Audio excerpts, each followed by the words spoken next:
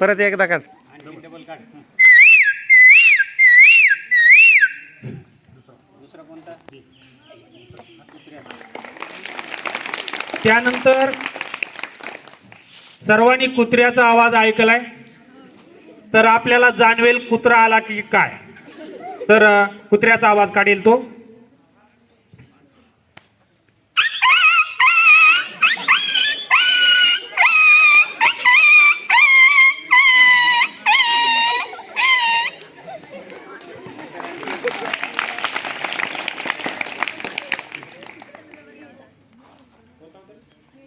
माकडाच असेल.